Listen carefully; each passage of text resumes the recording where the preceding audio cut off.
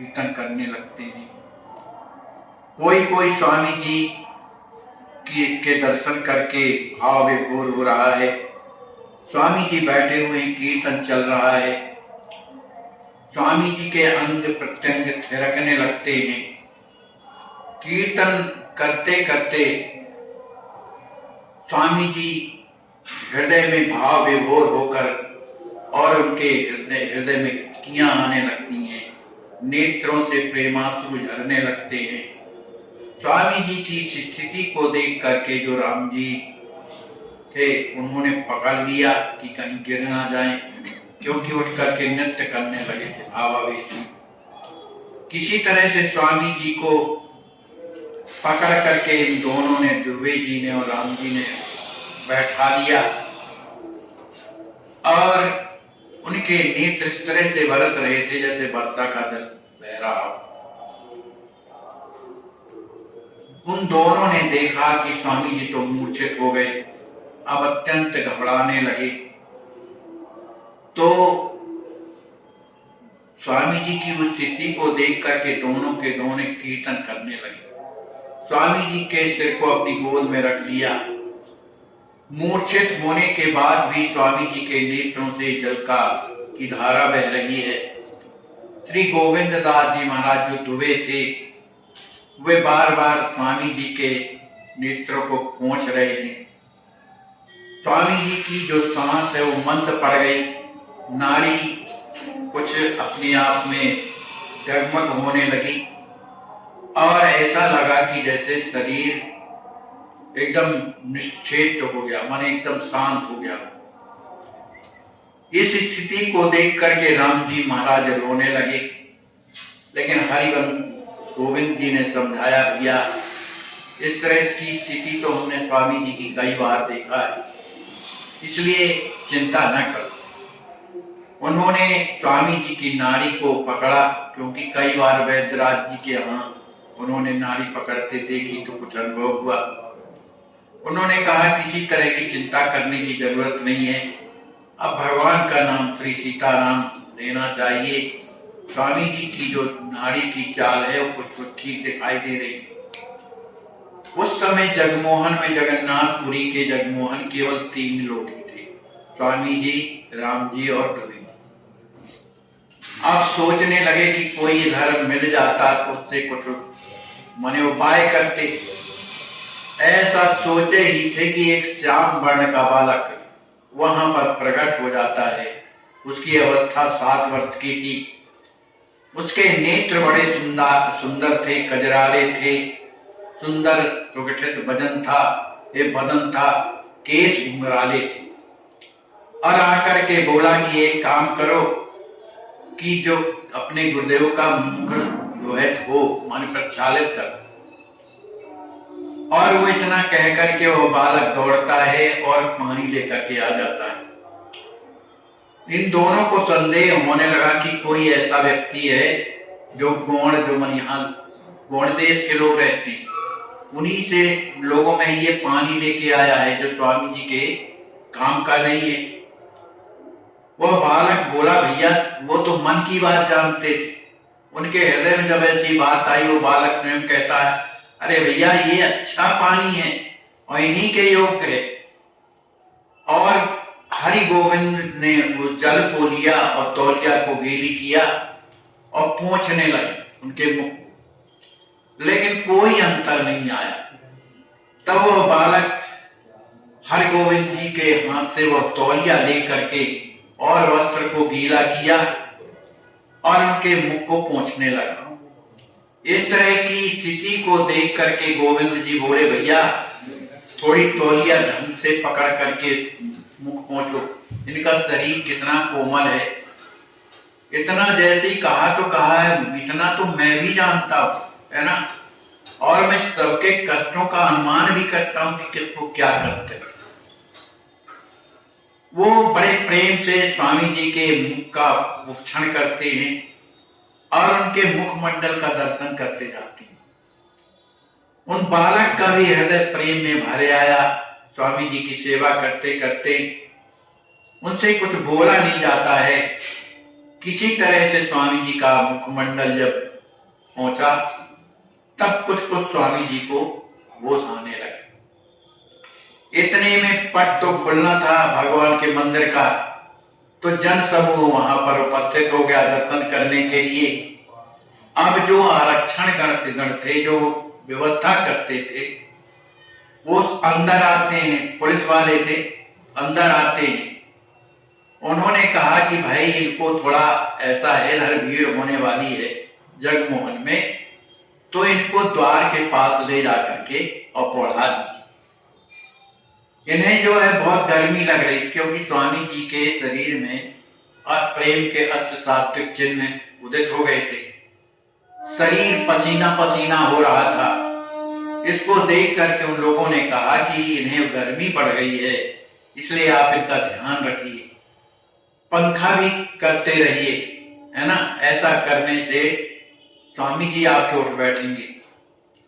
वहां पर जितने भी लोग आए थे भगवान का दर्शन करने के लिए, वो चाहे स्त्री हो चाहे पुरुष हो, गुरुदेव भगवान को देख करके सभी कोई जयकारा लगाते हैं, सतगुरुदेव भगवान की जय हो। साधु पुजारी पंडा जब जयकारा सुनते हैं तब वहां आते हैं, और जैसे ही स्वामी जी का दर्शन करते हैं तो उन्हें लगा कि यही हमारी गौरहानी। यह तरह का भाव उनके हृदय में आ गया और वे भी प्रणाम करने लगे।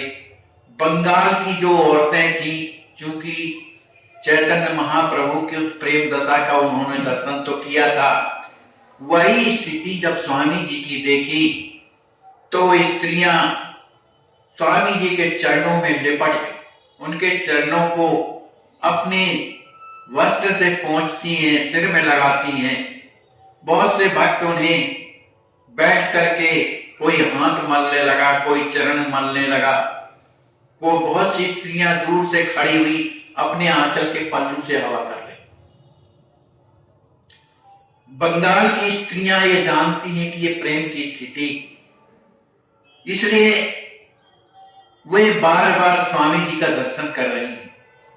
तभी तक एक नागा साधु वहां पर आते हैं और स्वामी जी के हाथ की नाड़ी को देखते हैं। उन्होंने नाड़ी देख करके कहा कि भाई आप लोग घबराइए बिल्कुल नहीं, नाड़ी ठीक चल रही।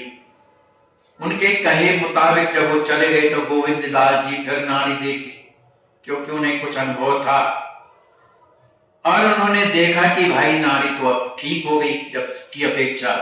माने अब स्वामी जी की दशा जो है घबराने वाली नहीं, स्वस्थ होने वाली दिखाई दे रही। लेकिन कह तो दिया, लेकिन फिर भी अंदर ही अंदर बड़े दुखी थे। उनका जो शरीर था अपने आप कंपित हो रहा था दुबे जी का। ऐसा उनकी स्थिति को देख करके लोग बड़े दुखी होते हैं कि क्या बात है। कहा नहीं, मेरी ही स्थिति ऐसी है, स्वामी जी के तो नाड़ी सही चल रही। दुबे जी की स्थिति को देखकर मैथिली रमण दास जी महाराज बड़े घबराने लगे और कहने लगे, भैया मुझे तो बड़ा डर लग रहा है। मुझे तो ये लगता है कि जैसे चैतन्य महाप्रभु जब इधर आए थे जगन्नाथ मंदिर में और गरुड़ स्तंभ को पकड़ करके ही उन्होंने अपना जीवन भगवान को समर्पित कर दिया था, तो कहीं ऐसा ना हो कि स्वामी जी वही स्थिति में हो। और अगर ऐसी स्थिति हुई तो राम जी कहने लगे कि मैं घर लौट करके वापस नहीं जाऊंगा, मैं समुद्र में कूद करके मर जाऊंगा। हरि गोविंद दास जी समझाने लगे, अरे भाई इस तरह की व्यर्थ तो मन की बातें क्यों कहते हो। सरल हृदय प्रभु प्रेम स्वरूपा, है ना। स्वामी जी तो प्रेम स्वरूप सरल हृदय के हैं। राम भक्त चैतन्य अनुपा, ये भक्तों पर कृपा करने वाले हैं, जैसे चैतन्य महाप्रभु भक्तों पर कृपा करते थे। हमें मालूम है ना कि स्वामी जी ने एक माह की समाधि लगाई थी और एक माह तक उन्होंने न जलपान किया न भोजन किया खलवा में। तो ये स्थिति एक बार नहीं कई बार देखी गई है। इसी तरह व्याकुल होकर अचेत पड़े रहते थे, रात दिन का पता नहीं चलता था। इसलिए ऐसे गुरुदेव की आप चिंता ना करें, उन्हें समझाने लगे। और उन्होंने अपने हाथ से स्वामी जी के हाथ की रेखा देखी और राम जी को बताने लगे, देखो स्वामी जी की रेखा, ये जो आयु रेखा है ये शतायु है, उन्हें 100 वर्ष से ज्यादा ही की है, इसलिए चिंता की कोई बात नहीं। अब वहीं पर वही बालक बैठे हुए थे, इनकी बातें सुन रहे थे, दोनों के दोनों घबरा रहे थे। तो बालक बोला, अरे भाई, जो आपके गुरुदेव है ना, वो अभी अभी ठीक हो जाएंगे, बिल्कुल हमारी बात पर विश्वास मानो, आप लोग की चिंता मत करो। संध्या का समय, जब आरती का समय हुआ, ढोल नगाड़े सब बजने लगे। बालक कहा आरती हुई, वही बालक बैठे बैठे कहता है कि भैया अब आरती होने वाली है बड़े जोर से, इसलिए सभी कोई भगवान के दर्शन का लाभ लो। गोविंद दास जी महाराज स्वामी जी से बार बार कहते हैं कान में लग करके, स्वामी जी भगवान की आरती होने वाली है, लेकिन उनके कहने का कोई असर नहीं पड़ा। तब वो जो बालक है, छोटा था, 7 वर्ष का था, उसने तोतली वाणी से स्वामी जी से कहा कि उठिए, आरती होने वाली है। और ऐसा कह करके अपना हाथ जब स्वामी जी के सिर में लगाया तो उठ करके और बैठ जाते। इस तरह की स्थिति को देख करके सभी कोई बड़े प्रसन्न होते हैं, सभी कोई चैतन्य महाप्रभु की जयकारा लगाते हैं।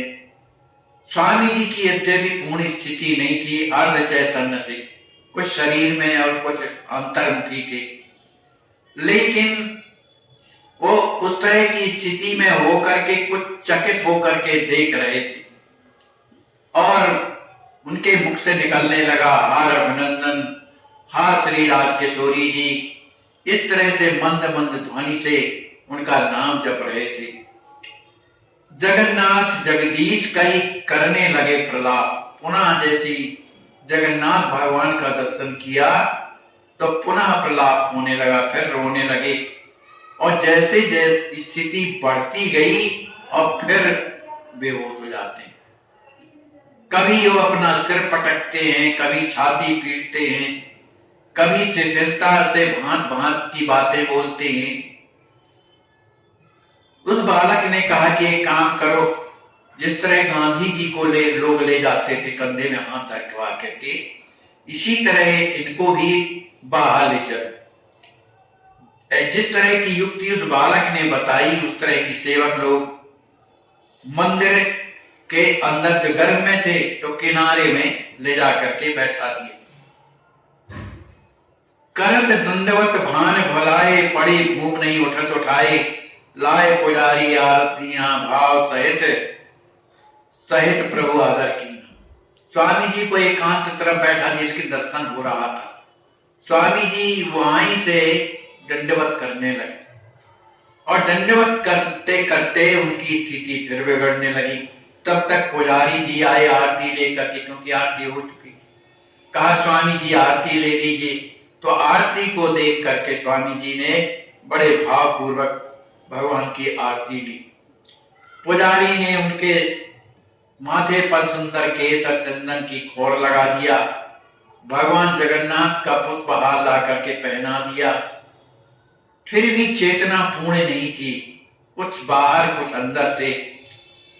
तो सभी कोई मिल करके, अब चूंकि पट बंद होने वाला है, रात्रि का समय, भगवान को शयन भी करना, इस कारण से सभी लोगों ने बाहर एक आसन लगाया और वहां पर सरकार को पढ़ा देती। कुछ देर तक बैठने के बाद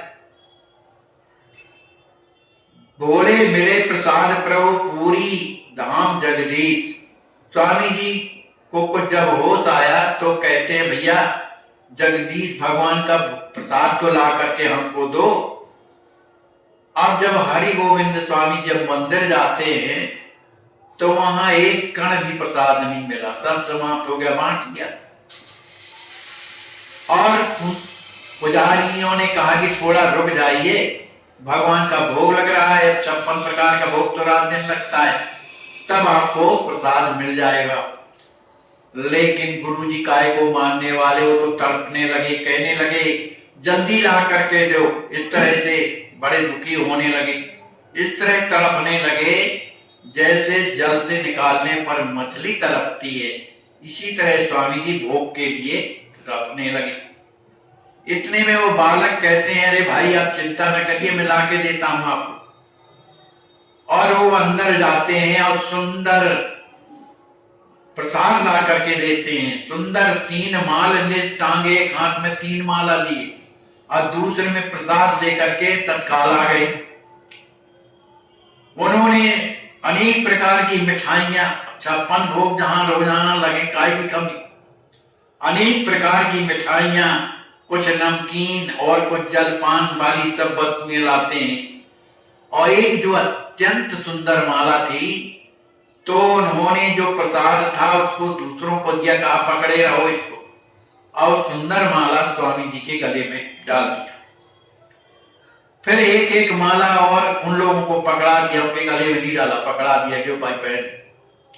उन लोगों ने माला पहन लिया। फिर इसके बाद वो प्रसाद लेकर के स्वामी जी चूंकि अब बैठे हुए, तो अपने हाथ से प्रसाद पवाने। जब अपने हाथ से पास से प्रसाद पवाने लगे, तो उन लोगों को लगा, जो दुबे जी थे, राम जी थे, कि ये तो इस तरह से परिचित वाले लग रहे हैं जैसे स्वामी जी को अच्छी तरह से जानते। तो आखिर ये कौन है, ये मन में उनके बन गया। स्वामी जी प्रसाद पाते जा रहे हैं और बड़े प्रसन्न हो रहे हैं। लेकिन स्वामी जी तो जान गए कि कौन है, अच्छी तरह से जान गए। अब चूंकि भले वो अपना स्वरूप बदल के आए हैं, लेकिन भक्त तो उन्हें पहचान ही लेते हैं।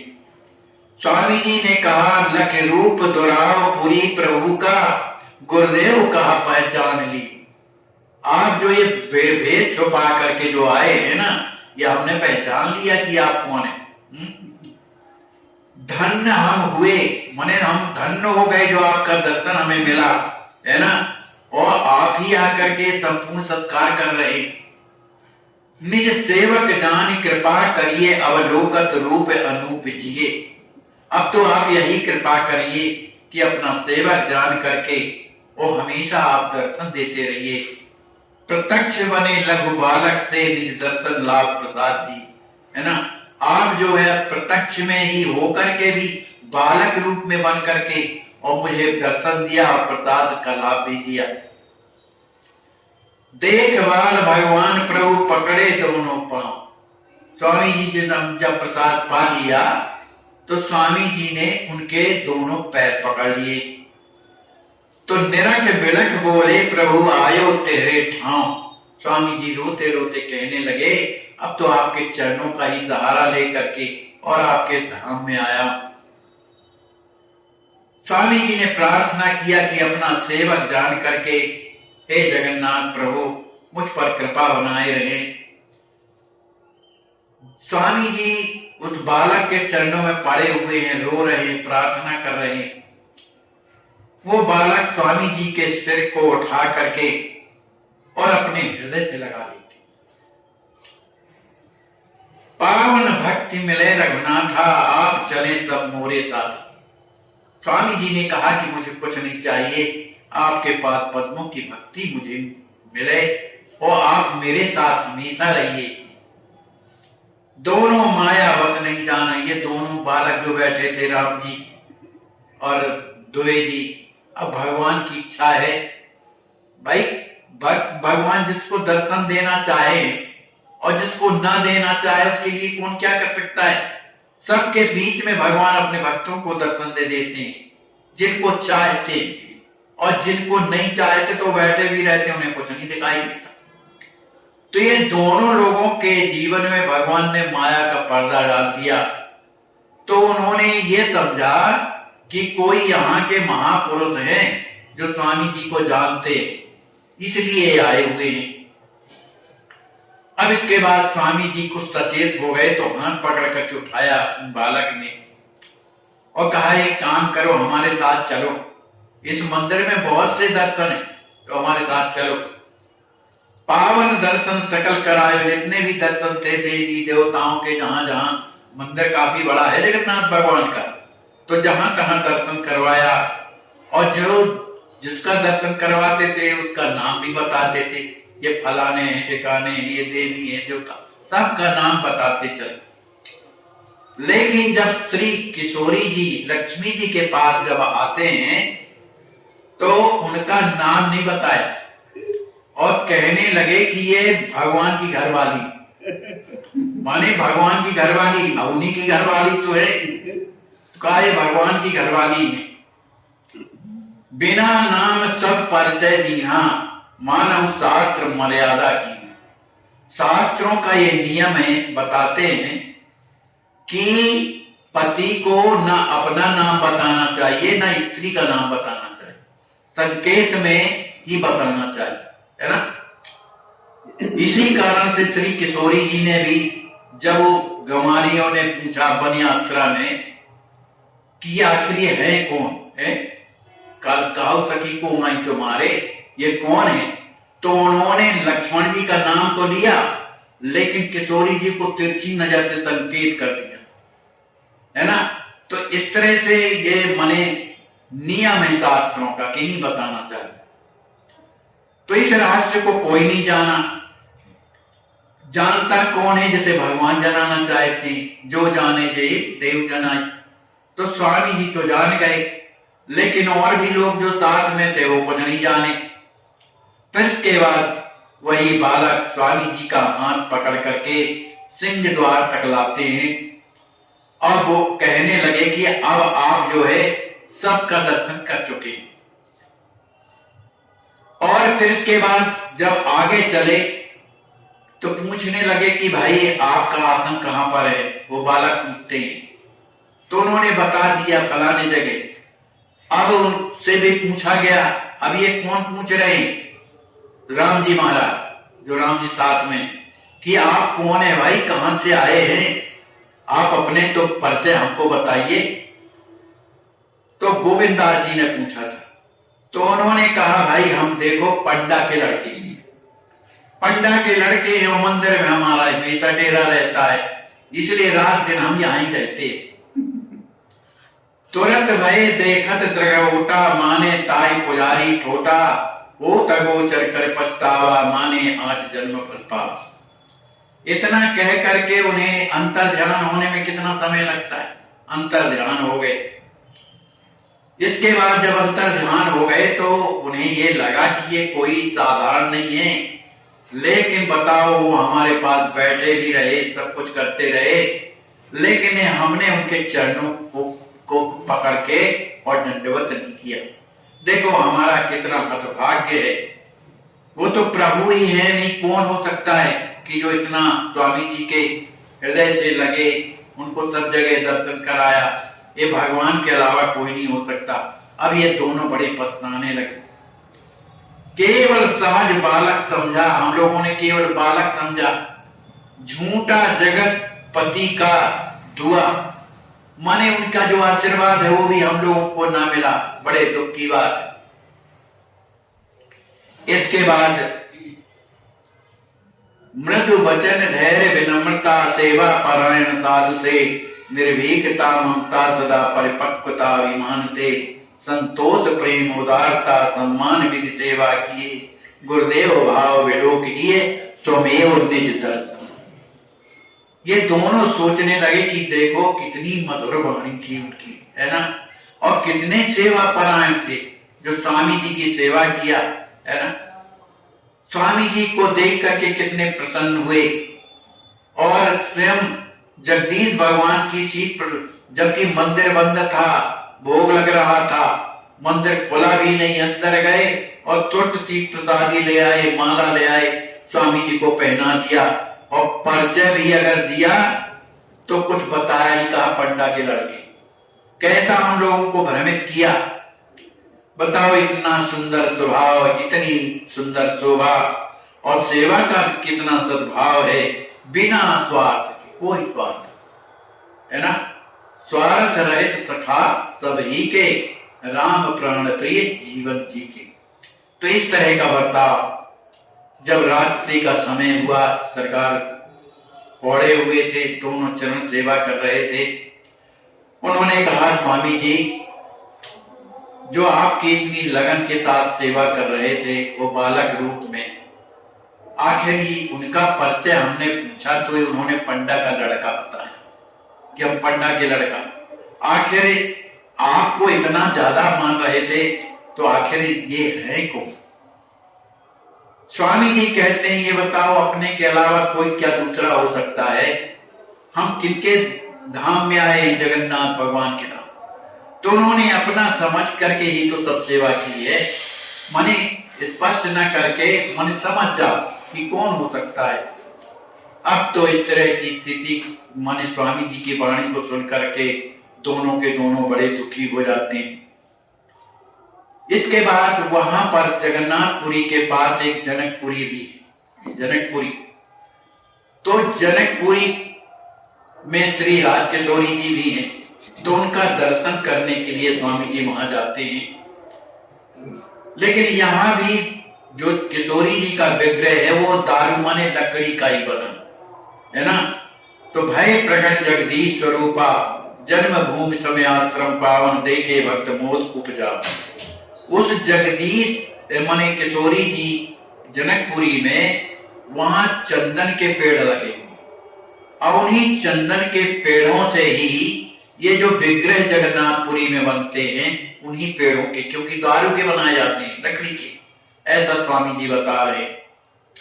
प्रभु ने केवल एक रात्रि वहां पर निवास किया किशोरी जी के पास और फिर वहां से चंदन नाम के सरोवर में सुंदर स्नान करते हैं।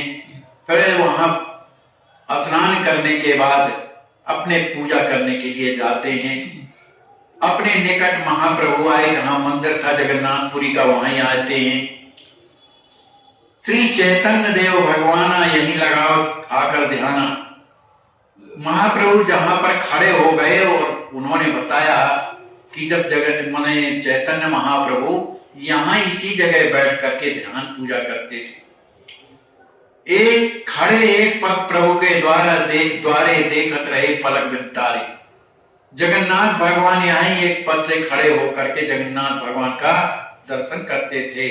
गौर देव चैतन्य सब अविचल कीनो ध्यान, घड़ी पहुंचत से लगी हुए सभी हैरान। स्वामी जी भी वहीं पर एक पैर से खड़े हो, एक पैर से खड़े होने पर चैतन्य देव का जैसे हृदय में ध्यान लगाया तो उन्हें अब क्या दर्शन हो रहा है ये कौन लिख सकता है। तो उसी ध्यान में वो मग्न हो गए और 5 घड़ी तक खड़े रहे। 5 घड़ी माने 2 घंटे, 2 घंटे तक खड़े रहे। किए मंत्रणा बंद दो प्रभु चरणन चरणाए, पावन कीर्तन करन उठे श्रवण सुख पाए। अब कौन जगावे कौन कहे, मने प्रेम में भरे हुए हैं, कुछ दर्शन कर रहे हैं। तो उन दोनों ने कहा एक काम करते हैं, स्वामी जी के चरणों में प्रणाम करें अपन और फिर इसके बाद कीर्तन करें। जब प्रणाम करेंगे तो कुछ अनुभव तो होएगा। तो ऐसे ही किसी तरह से चरणों में प्रणाम किया और कीर्तन करने लगे सीताराम सीताराम। तो सरकार को बाह्य जगत का ज्ञान आया। फिर इसके बाद अपने आश्रम में रात्रि में जाते हैं और कुछ बैठ करके भक्ति परक के उपदेश सुनाते। वही प्रेम रस निर्मल धारा, किए लोग सब जय जयकारा। स्वामी जी जहां विराजते थे वहां लोग अपने आप आ जाते थे। और फिर तो बंगाल प्रांत की बात है, वहां हमेशा कीर्तन के प्रेमी लोग आज भी हैं, कीर्तन को ही सर्वोपरि मानते और उसी कीर्तन के माध्यम से उनका हृदय भी इतना प्रेम में भरा रहता है। तो वे सब के सब स्वामी जी महाराज का दर्शन करते हैं और भक्ति की बातें स्वामी जी उन्हें समझाते हैं। इस तरह से 3 दिन वहां पर जगन्नाथपुरी में रहे। श्री चैतन्य दरस हित आए, सायंकाल मोद अति छाए, देखे विविध दृश्य मन भावन, चित्रकला शास्त्रार्थ स्वभाव। स्वामी जी उस मंदिर में और भी जो चित्रकलाएं थी जो पत्थर में बनी हुई थी उनका दर्शन करते हैं। फिर इसके बाद गौरांग महाप्रभु वहां जाते हैं जहां पर चैतन्य महाप्रभु की आज भी पादुकाएं विराजमान हैं। उनका दर्शन करते हैं।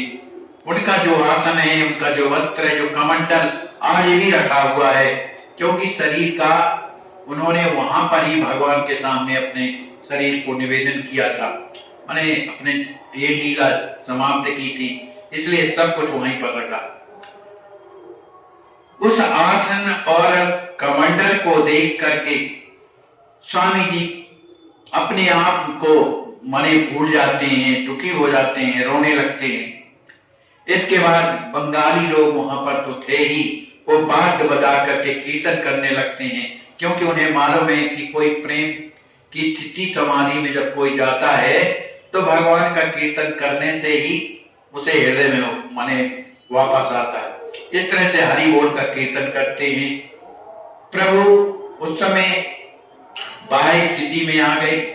एक हरिदास जी चरण थे, वे आए और वे बड़े महापुरुष थे। उन्होंने जब आकर के स्वामी जी का दर्शन किया, वो बंगाली बाबा थे, तो उन्होंने जान लिया कि यही मेरे गौरहरि, ऐसा समझ करके उनके चरणों में प्रणाम करते हैं। प्रणाम करने के बाद वो देखते देखते अपना दुखी हो जाने लगते हैं। सरकार को देख करके गौरांग महाप्रभु की याद आती। स्वामी जी ने उन्हें समझाया। फिर इसके बाद सरकार बेड़ी हनुमान जी आए, जहां आज भी हनुमान जी को बेड़ी पड़ी है, बेड़ी जो पैर में पड़ी रहती। तो वहां की कथा स्वामी जी ने सुनाया कि इधर का समुद्र जो है सब भगवान के सामग्रियों के जो लोग बैठे रहते उनकी सामग्रियों को समेट लेता था, जो भी है। तो उससे लोगों को बड़ा विक्षेप होता था, किसी की झोली बह जाती थी, कोई साधु बह जाता था, क्योंकि लहरें आती थी और अंदर तक चला जाता था भगवान के मंदिर तक, तो बड़ा उपद्रव होता था। तो लोगों ने जाकर के भगवान से प्रार्थना किया कि भाई समुद्र बहुत परेशान करता है। इधर आकर राम जी से प्रार्थना किया, तो इसलिए आप कृपा करो, कुछ तो कृपा करो। तो हनुमान जी महाराज को भेज दिया राम जी ने कि जाओ भाई समुद्र को समझाओ। इधर समुद्र को समझाने के लिए हनुमान जी आते हैं।